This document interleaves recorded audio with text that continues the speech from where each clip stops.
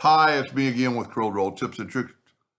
Just yesterday I made this video and I started thinking, so this one was rotated 120 degrees, this one was rotated 90.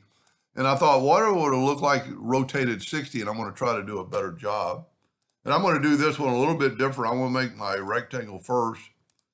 And then I'm going to get my shape tool. I'm going to hold down the control button and just round off. I need to figure out how to get that back to default, because I was using that other chamfer the other day. Now, Control D and make a duplicate, and just holding down the shift, make this smaller.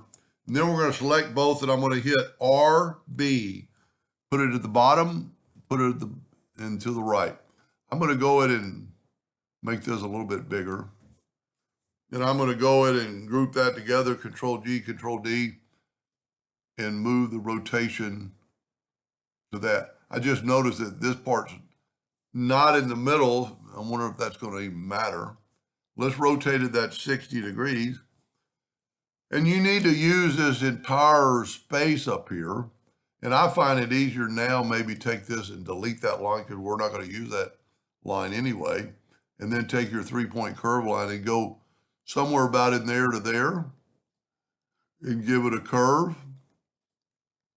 I'm not 100% excited about that one, but I'm going to leave it like that, see what we do. I'm going to get my shape tool and fix that curve just a little bit.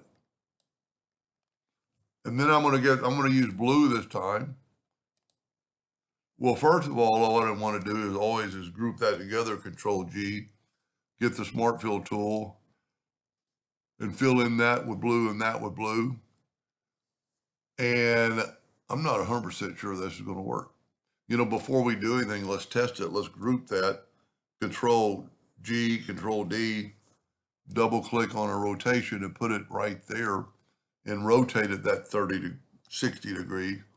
See, I've got that space between there, but maybe it's not going to matter. So let's ungroup it. I could have fixed that by bringing that down a little bit. To get this one, put a little black in it with the interactive fill tool. Now you know what? That's something we can do. We can make a little turn right here and take the, I just saw that looked too straight.